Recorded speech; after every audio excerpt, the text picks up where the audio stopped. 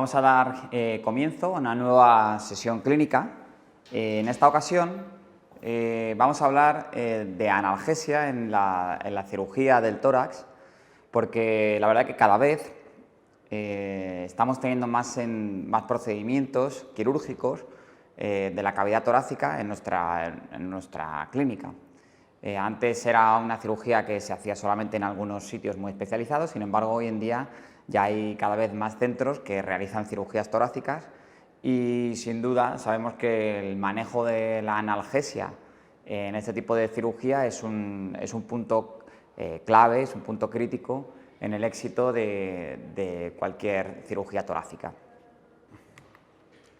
A lo largo de la sesión clínica de hoy vamos a ver algunos puntos importantes y lo primero de todo será hacer un pequeño repaso a la anatomía de la cavidad torácica, de la inervación de la cavidad torácica. Es muy importante repasarla y reconocerla porque en esto se van a basar muchas de las técnicas analgésicas que vamos a utilizar, en conocer bien la anatomía. Veremos qué situaciones clínicas serán necesarias para dar analgesia. No solamente serán cirugías, sino algunos otros procedimientos clínicos también necesitarán analgesia del tórax. Y luego nos meteremos en cuáles son los analgésicos sistémicos que más se emplean para la cirugía torácica, los que ya conocemos más habitualmente y que utilizamos para otras anestesias, otras cirugías. Luego nos meteremos en la anestesia locorregional, que se está convirtiendo o se ha convertido ya quizá en la técnica analgésica de elección para la cirugía torácica. Y por último haremos, como siempre, una sesión, un journal club, donde discutiremos un artículo científico y haremos una visión crítica de este artículo científico relacionado con el tema de la analgesia en cirugía torácica. Lo primero, vamos a ver algo de anatomía. Sabemos que en la cavidad torácica tenemos principalmente lo que serían las costillas, por un lado, tenemos vértebras arriba y dentro tenemos vísceras. La inervación de unas estructuras y otras es diferente y tenemos también que conocerla, y ahora las veremos un poquito más en profundidad. Lo que sabemos es que todo lo que es la pared costal se mueve mediante unos músculos intercostales, que son los intercostales internos y los intercostales externos. Estos están entre las costillas y son los que se encargan de este movimiento. Y en la parte dorsal tenemos también los elevadores dorsales, que también se encargan de ampliar la cavidad torácica. Después ponemos esta diapositiva en la que se ve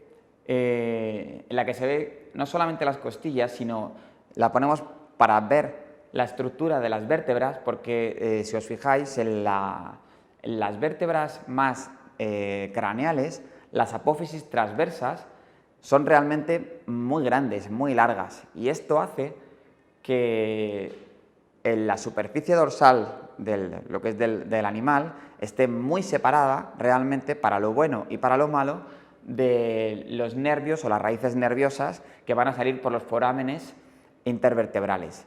Esto es importante porque normalmente en las vértebras las tenemos en la parte, al menos en la parte más caudal, en la parte lumbar, las vértebras están más pegadas a la superficie dorsal del animal.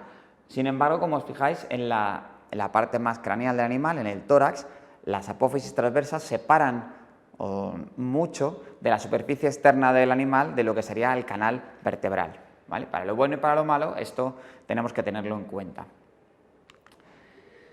Después, cada costilla va a ir de forma paralela. A cada costilla irán el paquete vasculonervioso. Como veis, en la parte más en el tercio dorsal de la costilla, este paquete vasculonervioso está caudal y detrás de la costilla, es decir, que de alguna forma la arteria, la vena y el nervio quedan protegidos por la costilla. Y esto es importante también conocerlo, porque luego algunos de los accesos al bloqueos nerviosos los vamos a hacer a esta altura, y esto nos daría un margen de seguridad extra, porque sabemos que ese paquete vasculonervioso lo tenemos por debajo de la costilla. Y este arteria, vena y nervio, va a ir recorriendo de forma paralela toda la costilla, prácticamente casi hasta el esternón. Con respecto a la inervación del tórax, esto es quizá lo más importante que tenemos que recordar, y es que cada raíz nerviosa está formada por del asta dorsal y el asta ventral, forman esta raíz nerviosa y nada más salir por el foramen intervertebral se dividen en varias ramas.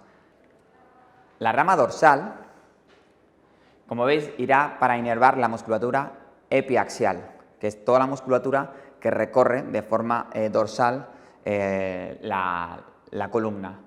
La rama ventral es la que formaría posteriormente el nervio intercostal y es el que quizá más nos interese en la inervación o en la analgesia de la cirugía torácica.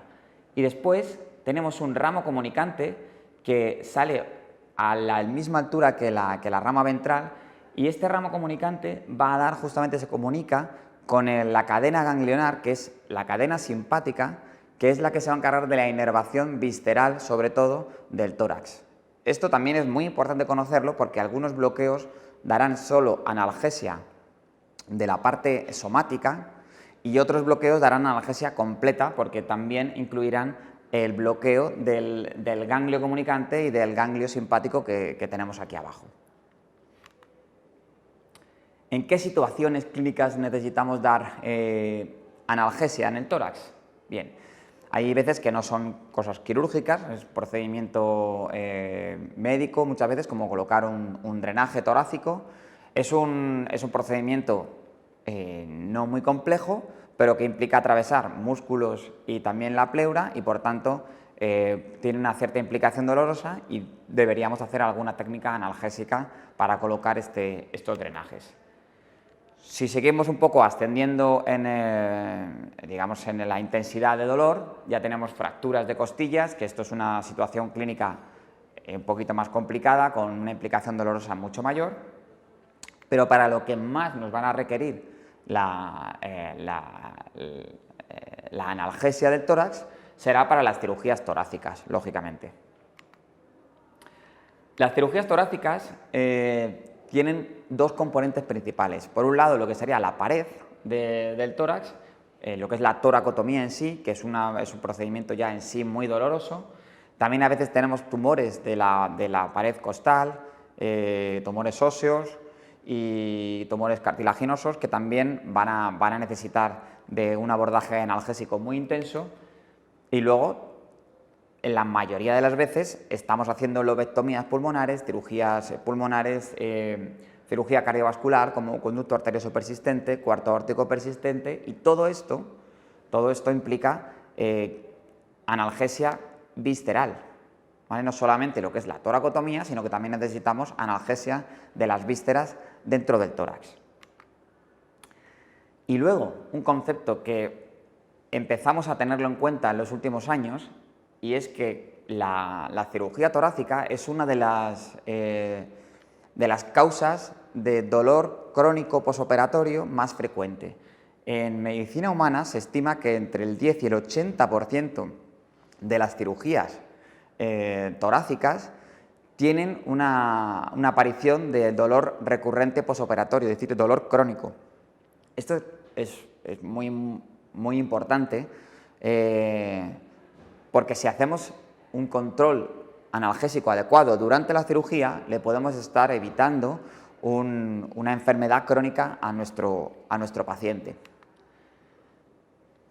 Luego hay una pregunta que siempre nos ronda y es que, ¿qué hacer una toracotomía lateral o una esternotomía media?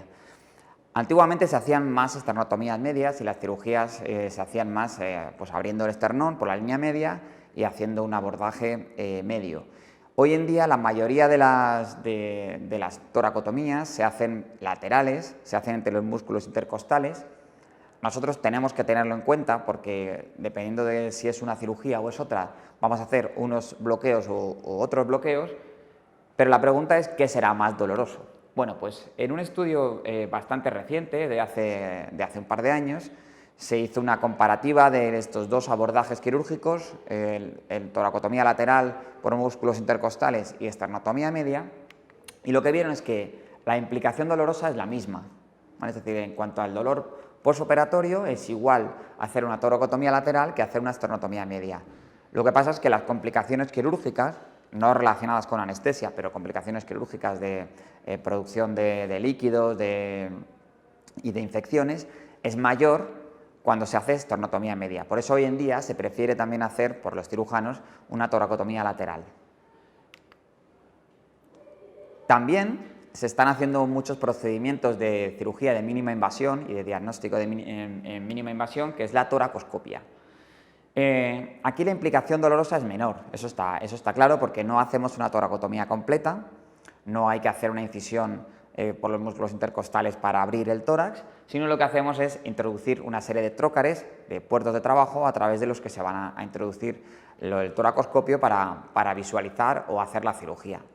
Se realiza normalmente entre 2 y 4 abordajes 2 a 4 abordajes del tórax, pero sin duda es bastante menos doloroso hacer una toracotomía, o sea, una toracoscopia, que una toracotomía lateral. Aquí los cuidados que vamos a necesitar serán especialmente en cuanto a la ventilación, porque lo que sí se va a perder es la presión negativa que hay dentro del tórax. Se va a producir un colapso pulmonar siempre, y además incluso en algunas ocasiones el cirujano necesita meter cierta presión dentro del tórax, con lo cual el colapso pulmonar es aún mayor. Así que nuestros problemas en este tipo de cirugía van a venir relacionados con la ventilación.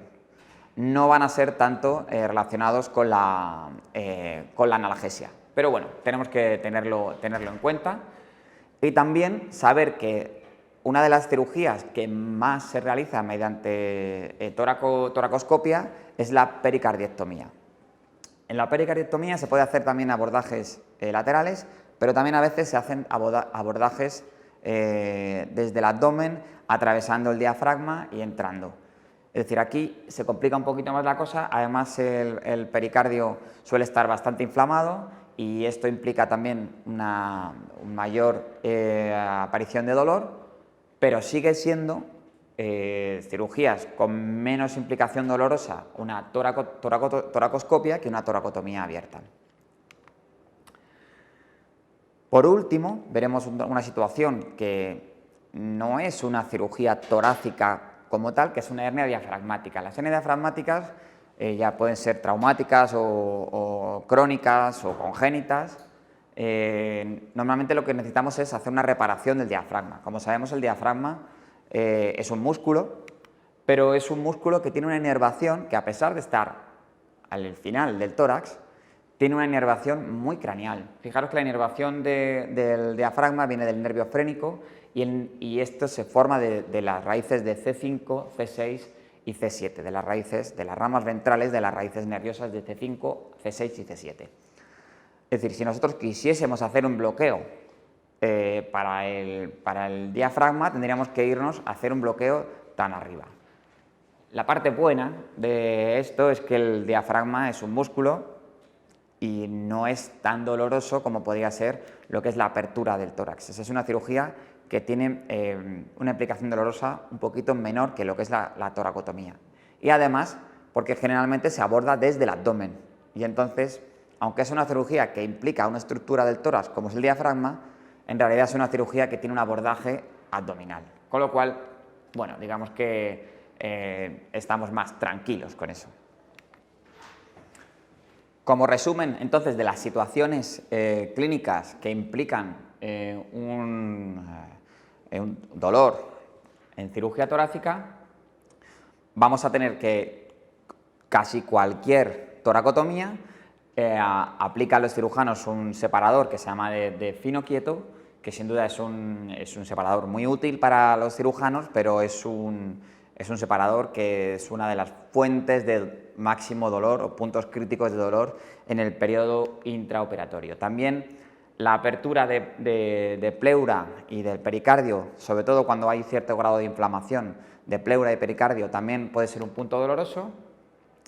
Los grandes bronquios, cuando se ligan, especialmente cuando hay que hacer una lobectomía, hay que hacer un ligado sellado y ligado de los bronquios, y este sellado de bronquios y sutura de bronquios también es un punto doloroso. Y esto estamos hablando de analgesia visceral pura, ¿vale? Así que, por ejemplo, un bloqueo que solo incluya la rama ventral de la raíz nerviosa del tórax no va a incluir la analgesia del bronquio, ¿vale? Tenemos que tenerlo en cuenta porque nosotros podemos estar muy tranquilos porque el abordaje del tórax se ha hecho sin ninguna implicación dolorosa, sin respuesta nociceptiva, y cuando hagan el clampado del bronquio aparece una respuesta nociceptiva porque no hemos hecho un bloqueo adecuado de la cadena ganglionar, que es la cadena simpática que se encargaría de inervar esta estructura.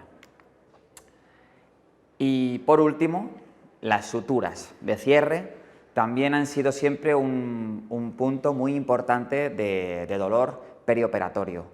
Hace unos años se hacían suturas incluso con cierres metálicos y eso era un poco más complicado. Hoy en día se utilizan casi todo materiales tipo nylon o materiales sintéticos y bueno, no son tan dolorosos, pero sí que es verdad que en algunas ocasiones hacen algún tipo de sutura que al acercar las costillas están comprimiendo de alguna forma, si os acordáis, estas estructuras que son el paquete vasculonervioso que pasa caudal a la costilla. Entonces, si nuestros cirujanos cogen de alguna forma en la sutura, cogen este nervio, podría producirse un dolor crónico posoperatorio y además es bastante difícil de controlar en este caso. Bueno, ahora que ya sabemos cuáles son los puntos críticos, cuáles son las situaciones clínicas que van a requerir de analgesia, vamos a empezar a hablar de las herramientas analgésicas que tenemos para controlar esta respuesta nociceptiva y este dolor posoperatorio. Y las primeras herramientas, las que más conocemos, las que tenemos a nuestro alcance siempre, serán nuestros analgésicos sistémicos. Los analgésicos opioides son, como ya sabemos, una herramienta fundamental en el manejo analgésico y anestésico hoy en día. Es difícil prescindir de ellos porque realmente son fármacos muy eficaces en el control del dolor perioperatorio. Nosotros vamos a emplear, si es una situación de dolor elevado, como puede ser una toracotomía, una cirugía de tórax, tendremos que emplear opioides agonistas de receptores mu, agonistas puros de receptores mu. Pero estos fármacos siempre se han rodeado también de un poco de cierto miedo de que produzcan depresión respiratoria. Y es verdad que en el periodo intraoperatorio la morfina, fentanilo y todos los agonistas mu producen depresión respiratoria, es una de sus características principales. Sin embargo, en este periodo intraoperatorio nuestros pacientes van a estar casi en el 100% en ventilación mecánica.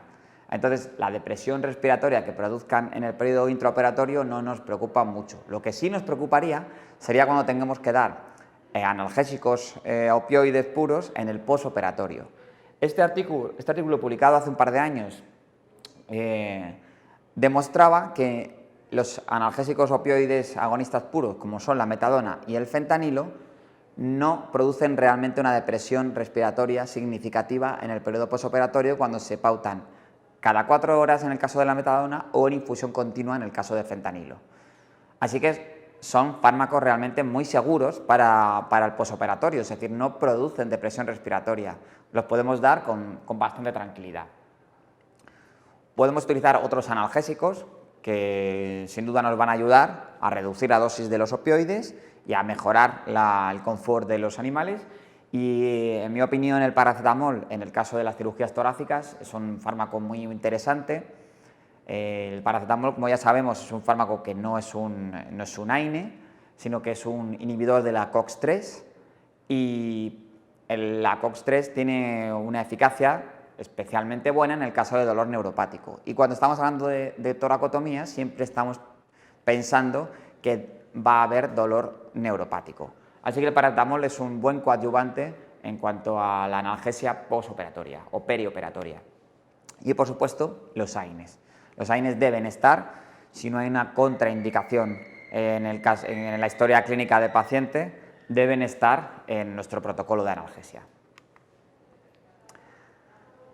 En medicina humana ha habido últimamente un gran interés por el empleo de la ketamina a dosis analgésicas, ya no tanto como un anestésico general, sino utilizando las dosis subhipnóticas. Son bien conocidas las propiedades analgésicas que tiene la ketamina y especialmente en la cirugía torácica, por ser una cirugía muy dolorosa, se ha empleado mucho. También sabemos que la ketamina tiene un poder anti-hiperalgésico, y esto es un poco diferente a decir analgésico. Analgésico sería antinociceptivo y anti-hiperalgésico sería para evitar estos procesos de hiperalgesia que aparecen, por ejemplo, cuando utilizamos dosis elevadas de opioides. Y también se sabe que la ketamina es capaz de reducir la aparición de dolor crónico posoperatorio. Por eso se ha empleado bastante en medicina humana con este fin, con el fin de reducir la aparición de dolor crónico posoperatorio. En esta revisión que se ha publicado muy recientemente, lo que comparan son las técnicas de anestesia locorregional con los analgésicos sistémicos para reducir la aparición de dolor crónico posoperatorio. Y en el caso de la toracotomía hay una evidencia bastante clara a favor de la anestesia locorregional. De las técnicas de anestesia locorregional son capaces de reducir mucho mejor la aparición de dolor crónico que cualquier analgésico sistémico como puede ser la ketamina.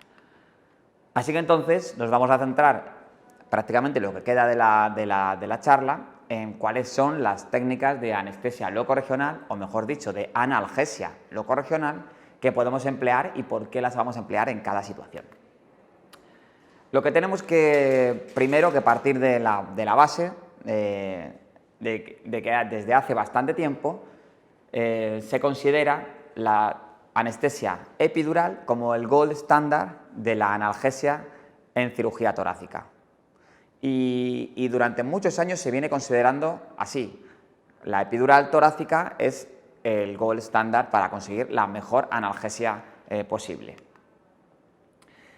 Ya sabemos que por vía epidural lo que más vamos a emplear son anestésicos locales.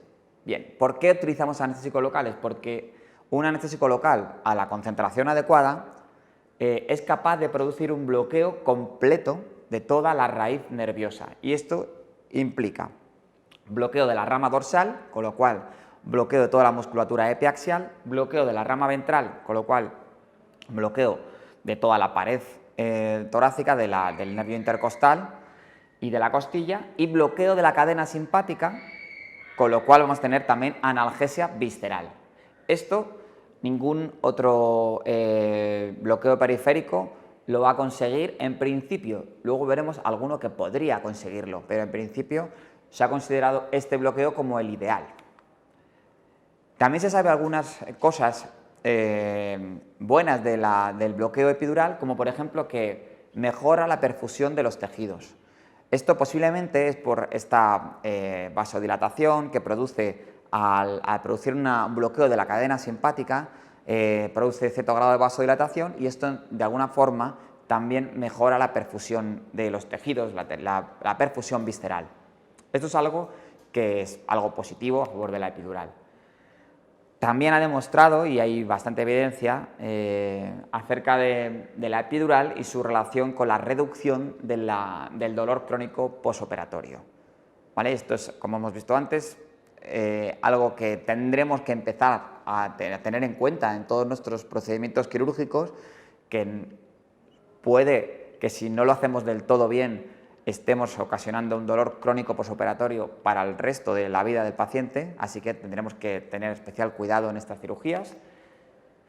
También sabemos que la epidural es especialmente buena en reduciendo la respuesta de estrés que produce el estrés quirúrgico, y esto nos lleva a que además es capaz o podría ser capaz de reducir la recurrencia del cáncer. Esto es algo que en otras sesiones clínicas ya lo hemos hablado, y las técnicas locorregionales empiezan cada vez a mostrarse como una ventaja también frente a los analgésicos sistémicos convencionales en cuanto a la supervivencia de los pacientes con cáncer. Nosotros estamos haciendo muchas cirugías de tórax de pacientes con cáncer de pulmón, tumores también de pared costal, es decir, pacientes oncológicos. Pues bueno, hay ya cierto grado de evidencia, al menos en medicina humana y a nivel experimental, de que las técnicas locorregionales, como por ejemplo la epidural, es capaz de reducir la recurrencia del cáncer, es decir, la metástasis, y por tanto aumentar la supervivencia de los pacientes. Así que otra ventaja más de la anestesia locorregional frente a los analgésicos sistémicos. Nosotros vamos a empezar por las técnicas sencillas, y una punción única es una técnica sencilla. Punción epidural única es una técnica sencilla. Nos valdrá para dar analgesia de unas pocas horas, pero muchas veces es el tiempo necesario para realizar una cirugía y el posoperatorio inmediato. Bien, pero fijaros que estamos pensando en dar analgesia del tórax, con lo cual el abordaje habitual, que es el abordaje lumbosacro al espacio epidural, nos queda un poco lejos del tórax. Entonces, hay otras formas de abordar el espacio epidural. Claro, a nivel lumbar se puede abordar el espacio epidural, es decir, el espacio epidural está presente desde el sacrococcigio hasta arriba, hasta el C1, hasta las primeras vértebras.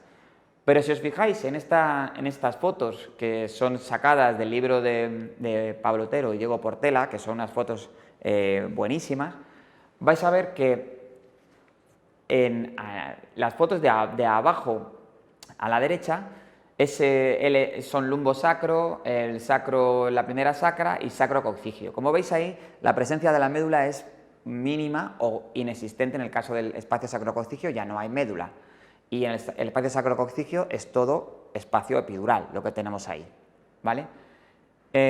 Si vamos ascendiendo arriba hacia lumbar y vemos la L1 arriba a la derecha, vemos que aquí la médula es bastante grande, es decir, es una estructura bastante grande. Hay espacio epidural, evidentemente, recurriendo a la médula, sí, pero la médula es una estructura bastante grande. Entonces, lo que tendremos aquí estaremos más cerca del tórax, sin duda, pero tenemos más riesgo. En el caso de que lo hagamos a nivel lumbosacro o incluso sacrococcigio, tendremos mucha más seguridad, pero tendremos que dar muchísimo más volumen, porque tenemos que ascender hasta T6, T5 o incluso T4, ¿vale? ¿Cómo podemos hacer esto? Bueno, si seguimos nuestra dosificación por distancia occipitococcigia, lo que sabemos es que si le damos 0,05 mililitros por centímetro de distancia de la columna, esto me va a dar un bloqueo del 35% de la columna. ¿Qué quiere decir? Que si lo pongo atrás, lumbosacro, sacrococcigio, no voy a llegar sin duda al tórax, y sin embargo, si lo pongo a nivel lumbar, de las primeras lumbares, sí que voy a conseguir analgesia del todo el tórax. Vale, la cuestión es que a día de hoy la punción lumbar en L1, L2, implica cierto grado de riesgo de lesión nerviosa, porque tenemos una estructura medular muy grande. ¿Qué solución podemos darle a esto, ¿no? Es decir, que bueno, sabemos que la punción lumbar o torácica del espacio epidural es más arriesgada o tiene más riesgo. Una solución que podemos darle a esto es: entramos por sacrococcigio o lumbosacro con una aguja de tuboid normal y corriente, una aguja epidural, y por ahí metemos un catéter y ya vamos a llevar la punta de nuestro catéter, la vamos a llevar a la altura de la lumbar primera o de las últimas torácicas, ¿vale? Y ahí entonces le daremos ese 0,05 mililitros por centímetro de distancia occipitococcigia, y como ya estamos a esa altura, ya sí vamos el 30-35% de la columna, sí que va a ser suficiente para cubrir todo el tórax, para bloquear todo el tórax de forma bilateral. Si yo le doy bupivacaína al 0,5%, ya sabemos que lo que voy a tener es un bloqueo completo. Acordaros que se bloquean el ramo dorsal, el ramo ventral y el ramo comunicante hacia la cadena ganglionar, es decir, bloqueo somático y visceral completo. Y si le doy una bupivacaína con menos concentración, 0,125%, voy a conseguir una analgesia que no un bloqueo completo, ¿vale? Voy a conseguir una capacidad analgésica de menor potencia que si lo utilizo al 0,5%. Las concentraciones elevadas las voy a utilizar para el periodo intraoperatorio, ¿vale? Y las concentraciones más bajas las vamos a utilizar para el periodo posoperatorio. Aquí también hay una preocupación, que es el tema del bloqueo motor que producen los anestésicos locales, y es una preocupación lógica. Si yo doy un anestésico local a una concentración de 0,5%, voy a producir un bloqueo sensitivo, pero también un bloqueo motor. Bien, pero si lo pensamos, estamos bloqueando solamente el 30-35% de la inervación de la caja torácica, y el tórax no solo se mueve por los intercostales, sino que también se mueve por el diafragma. Es decir, la capacidad respiratoria influye mucho el movimiento del diafragma. Entonces, realmente no estoy bloqueando el 30% de toda la capacidad respiratoria del tórax, ¿vale? Porque hay mucha parte diafragmática que esa no la estoy bloqueando, porque esa venía de mucho más arriba, del frénico, y esa no queda bloqueada si yo hago una epidural de este tipo. Así que entonces posiblemente no alcance ni al 15 o 20% de bloqueo motor. Insisto, esto es para el periodo intraoperatorio, que además los pacientes van a estar en ventilación mecánica, con lo cual la preocupación del bloqueo motor no es tan importante. Si es en el posoperatorio, podemos dar concentraciones más bajas, que serán suficientes para dar analgesia.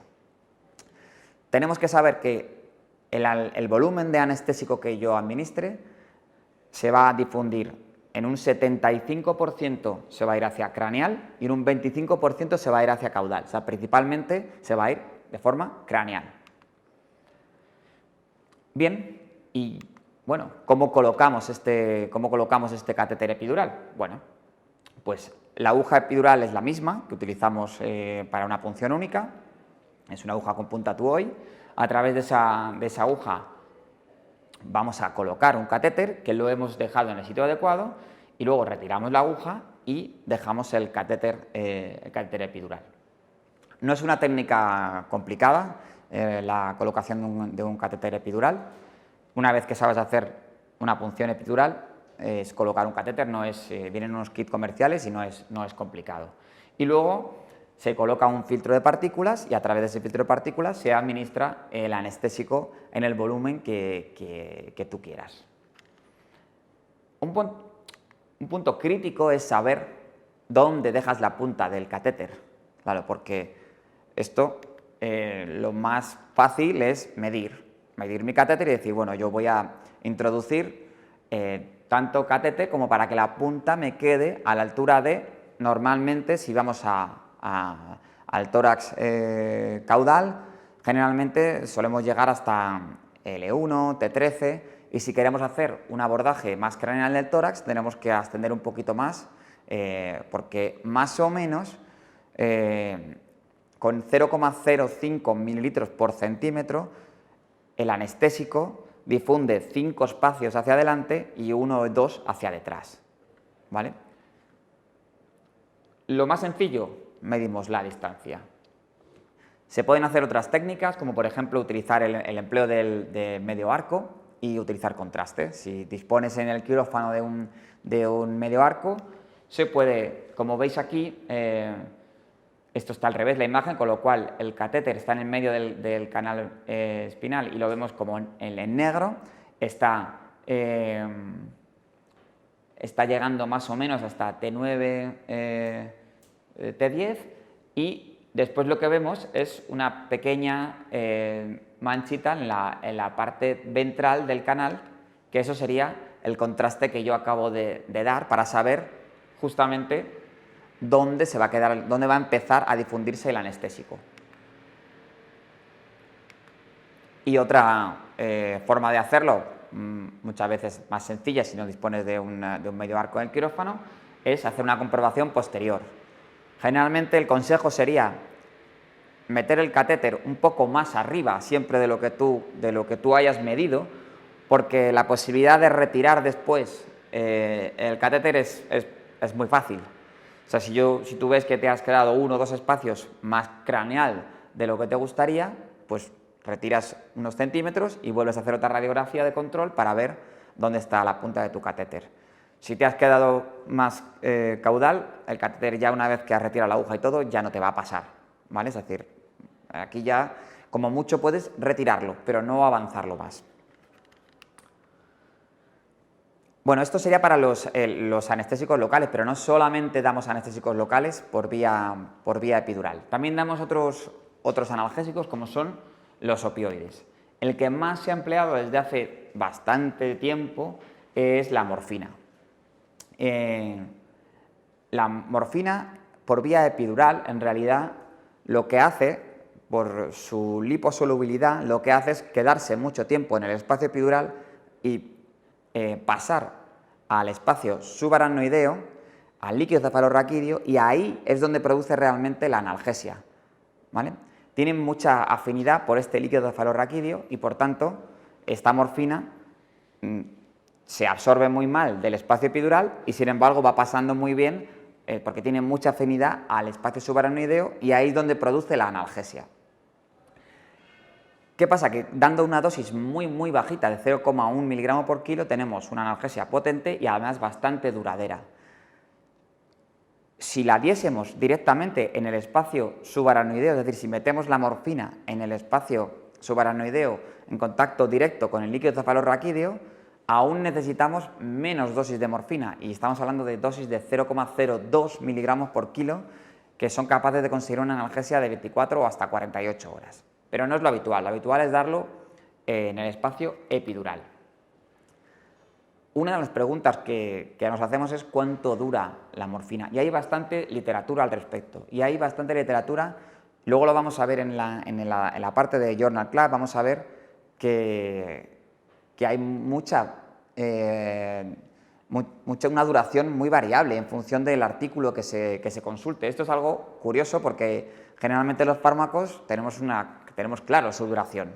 Entonces, yo sé que doy un fentanilo por vía intravenosa y va a durar entre 20, 30, 35 minutos, 40 minutos a lo sumo, pero no va a durar más. Sin embargo, fijaros en la duración de la morfina podemos encontrar duraciones de 6-8 horas hasta 24 horas. Esto es curioso. Luego veremos por qué pasa y con qué conclusión nos quedamos. Lo que sí está claro es que la morfina, cuando la damos por vía epidural, va a tener una distribución ascendente principalmente, ¿vale? Algo se va a ir a la craneal, pero principalmente lo que va a hacer es ir ascendiendo. Esto lo digo porque muchas veces no le hemos puesto un catéter epidural, se lo ponemos la morfina en lumbosacro y si le damos el tiempo suficiente, esta morfina irá ascendiendo o haciendo una distribución craneal y al cabo de 2, 3 o 4 horas puede llegar a dar analgesia del tórax. Hay otros analgésicos que utilizamos, como puede ser el fentanilo, la buprenorfina, cada uno tiene sus peculiaridades. El fentanilo es de duración más corta y se utiliza mucho en medicina humana y, por ejemplo, para las situaciones del parto, que son situaciones dolorosas de menos duración, se utiliza bastante. En el caso de cirugía, quizá a lo mejor el fentanilo no tiene tanto interés, en mi opinión, y sí la morfina. Y la buprenorfina está últimamente también, que se está utilizando mucho por vía epidural porque tiene una duración similar a la morfina y parece que no tiene tanta incidencia de retención urinaria como tiene la morfina por vía epidural. Esto, bueno, es un poco discutible porque lo de retención urinaria habría que determinar primero cuánto tiempo es retención urinaria, porque quizás si ponemos el límite de retención urinaria en 24 horas, la morfina muy pocas veces da retención urinaria de más de 24 horas. Si ponemos el límite de retención urinaria en 6-8 horas, casi cualquier opioide lo puede producir. Pero bueno, esto es otro tema. Algunas veces no tenemos la posibilidad o no sabemos realizar la técnica epidural o simplemente nuestro paciente no puede ser anestesiado para ponerle un catéter epidural, que sería, como hemos dicho, la técnica ideal.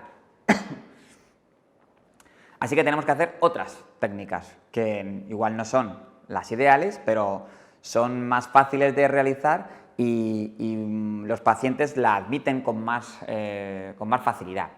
Este es el caso de la técnica interpleural. Es dejar el anestésico, dejar los analgésicos en el espacio interpleural. Es una técnica bastante antigua, no es nada novedoso.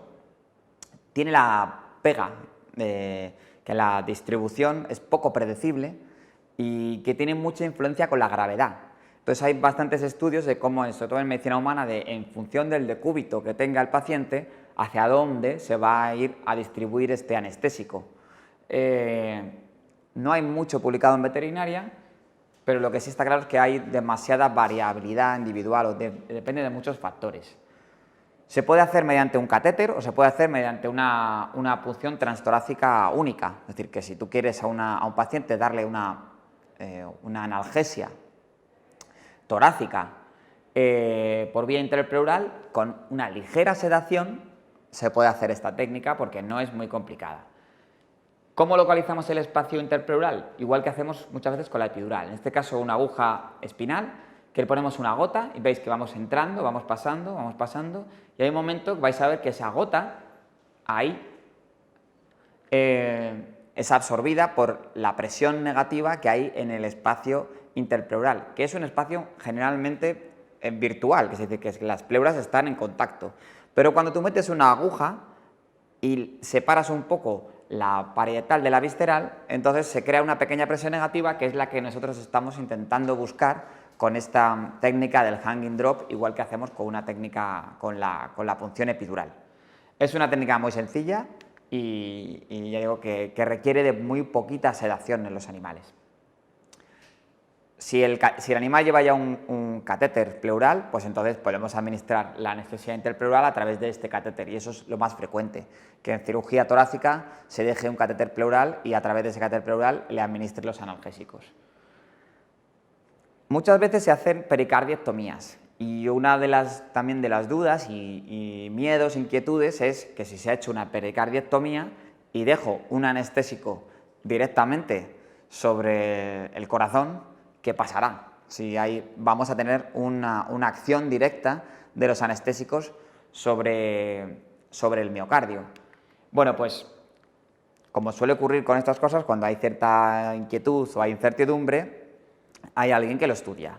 Y en este estudio también, que ya tiene bastantes años, lo que vieron es que no hay ningún efecto adverso por administrar la bupivacaína ni la lidocaína por administrarla cuando el pericardio está abierto, con lo cual digamos que es una técnica segura. No tenemos que tener una preocupación extra porque el anestésico vaya a hacer algo directo sobre el miocardio. Se pueden utilizar otros analgésicos que hacen que se prolongue la analgesia.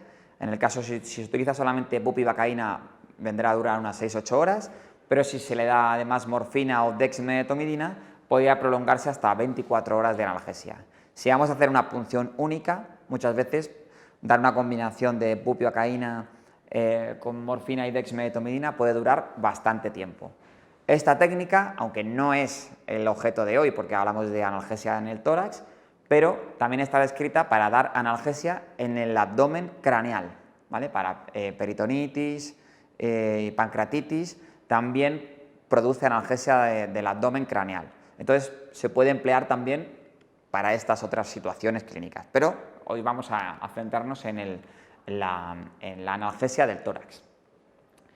Una técnica sencilla y que quizás la que más se emplea en la mayoría de las clínicas, hospitales, es la técnica del bloqueo intercostal. Aquí, como veis, la aguja la vamos a meter por detrás de la costilla, y lo que se trata es de buscar este espacio intercostal que, como veis, tiene en este dibujo tiene una comunicación entre los diferentes espacios, con lo cual, si yo doy un analgésico en un solo espacio intercostal, muy probablemente se va a producir difusión hacia los espacios que están al lado. Aún así, como es una técnica tan sencilla, que solo requiere una aguja y una jeringuilla, generalmente se hacen de 3 a 5 espacios, se bloquean de 3 a 5 espacios, porque ya digo, es una técnica bastante sencilla, aunque muy probablemente realizando menos bloqueos, menos puntos de bloqueo, también se difunda bastante bien.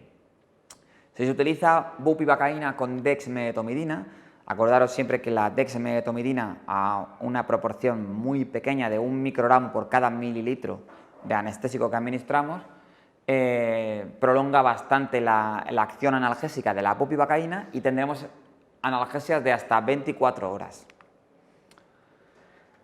Y luego ahora vamos a ver el bloqueo paravertebral. El bloqueo paravertebral viene para convertirse en el nuevo gold estándar de la analgesia torácica. Hasta hace unos años no había duda de que era la epidural, pero el paravertebral es capaz de producir este bloqueo que decíamos, si lo dejo en este espacio, que es el espacio paravertebral, es capaz de producir analgesia de la rama dorsal, de la rama ventral y del ramo comunicante, es decir, también de la cadena ganglionar, de la cadena simpática. Así que entonces produce analgesia somática y analgesia visceral, que era lo que nosotros necesitábamos. Y además, de forma unilateral y sin entrar en el espacio epidural, sin el riesgo de tocar la médula que tiene la técnica epidural. Con lo cual,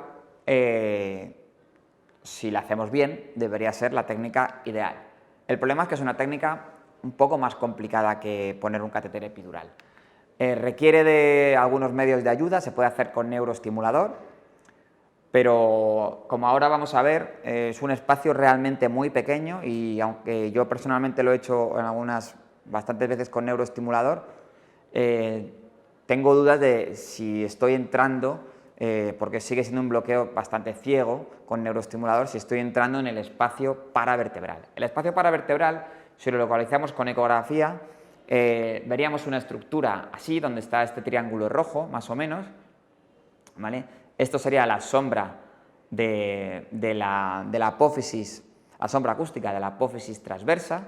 Esto que está aquí por debajo, hiperecoico, son las dos pleuras y vamos a ver ese deslizamiento de las dos membranas pleurales, lo que se llama el sliding. Y por otro lado tendremos una membrana intercostal que lo que va a hacer es cerrar dorsalmente este espacio paravertebral.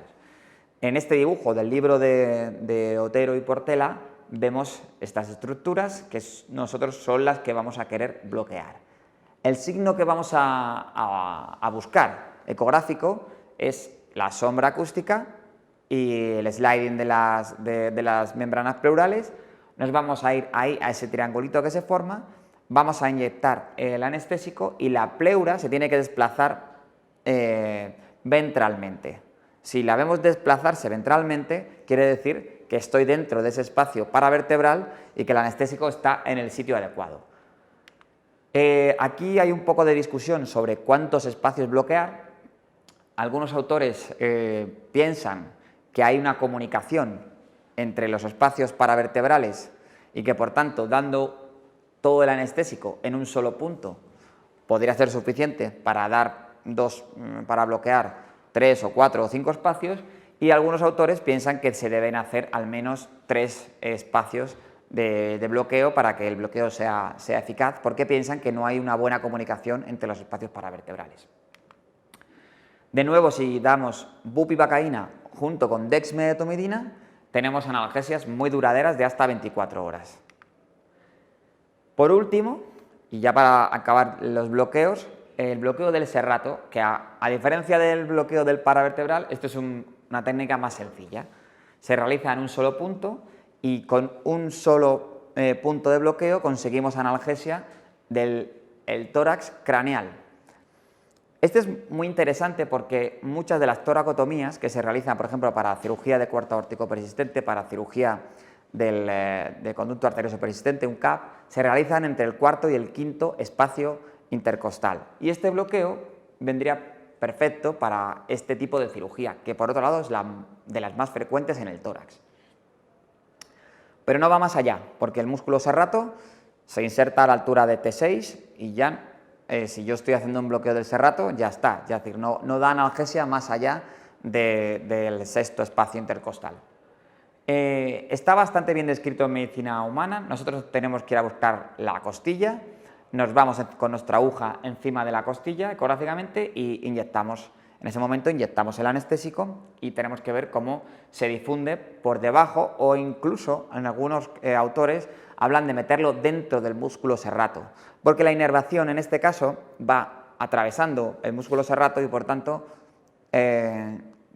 podría funcionar bastante bien, incluso aunque haya cierta cantidad del anestésico metiéndose dentro del músculo serrato.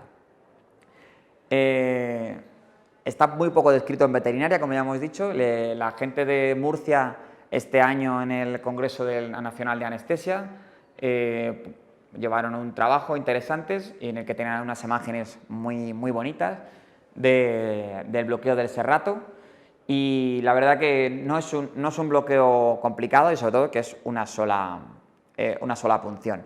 Además es interesante porque el paravertebral, precisamente por lo que os he dicho antes, las apófisis espinosas son muy grandes en las primeras vértebras torácicas.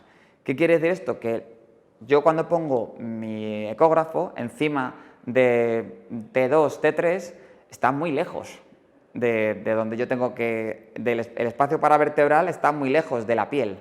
Es decir, es un bloqueo que es más difícil cuanto más craneal es. Además, a esa altura suelo tener la escápula, que siempre me molesta para hacer el bloqueo. Con lo cual, si yo tengo que hacer mi elección, si yo tengo que hacer un bloqueo del tórax craneal, sería hacer el bloqueo del serrato. Pero este bloqueo del serrato solamente bloquea la pared, ¿vale? No hace un bloqueo visceral, o sea, hace un bloqueo somático, ¿vale? Porque el ramo comunicante no se va a bloquear. Por último, como siempre, haremos un Journal Club donde vamos a hacer una visión crítica de un artículo científico relacionado con el tema que estamos hablando. Este artículo lo hemos mencionado en algún momento a lo largo de la sesión. Es un artículo publicado en el Veterinary Anesthesia and Analgesia hace unos años, hace 5 años. Es un artículo bastante interesante. Está publicado por el grupo de trabajo de Brasil, y lo que se plantean es hacer una evaluación de la analgesia de la morfina administrada en diferentes puntos, ya sea lumbar o sea torácica. En la introducción está bastante bien planteado el artículo, se hace una revisión de todos los antecedentes que tiene.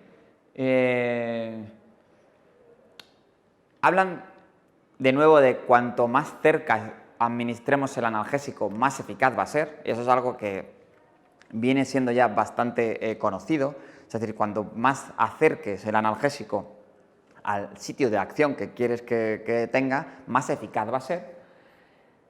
Y plantean la cuestión de que la morfina no hay una duración clara. ¿Sabes? Cuando se administra morfina por vía epidural, no saben si duran entre 8 y 24 horas, es lo que se viene a publicar anteriormente este trabajo. Los objetivos del trabajo están bien planteados, es básicamente conocer cuál es la eficacia analgésica de la morfina cuando se administra por vía lumbar o cuando se administra por vía torácica. Y su hipótesis es que en el caso de la morfina por vía torácica tiene una mayor potencia, mayor duración para la analgesia del tórax. En el material y método también está bastante bien descrito, es un artículo que está bien hecho, se utilizan un grupo de animales por vía epidural lumbar y otro grupo de animales por vía epidural torácica. Como lo hacen es también bien descrito, entran el acceso es lumbo-sacro y por ahí meten un catéter y lo colocan o en L6 o suben el catéter hasta las vértebras torácicas y ahí lo dejan para hacer la analgesia torácica. Utilizan una dosis baja, que es la dosis más estándar de 0,1 miligramo por kilo, en un volumen de 0,25 mililitros por kilo. Eso también es importante porque la morfina hay que darle un cierto volumen para que se distribuya bien, porque si la morfina viene muy concentrada normalmente y si le damos una dosis tan baja, es que muchas veces si no le damos cierto volumen se va a quedar en el sitio, le va a costar distribuirse correctamente. En los resultados, esta gráfica se resume todos los resultados, que son que básicamente tienen una mayor duración cuando lo damos por vía torácica. Sin embargo, fijaros que mayor duración, pero corta duración. O sea, ellos hacen una evaluación de la analgesia y en el mejor de los casos tienen que es en el grupo de la epidural torácica dura 10 horas, ¿vale? Como valor promedio.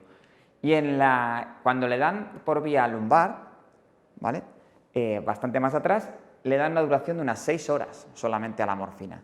Muy lejos de esas 24 horas que siempre se ha dicho que tiene duración la morfina por vía epidural. Vale, estos son sus resultados, ¿vale? Nosotros ahora tenemos que hacer podemos hacer una evaluación o una discusión crítica sobre este artículo. Lo que sí está claro es que debemos intentar acercar los analgésicos al sitio que queremos que actúen.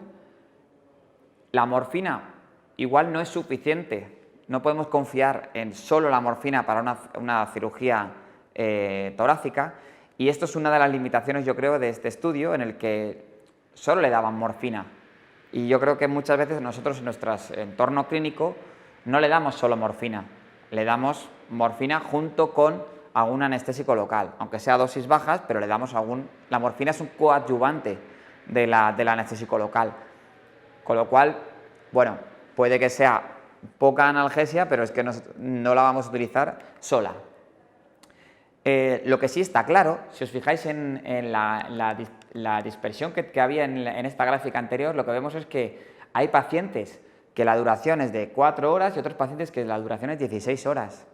Entonces, hay mucha variación individual, mucha.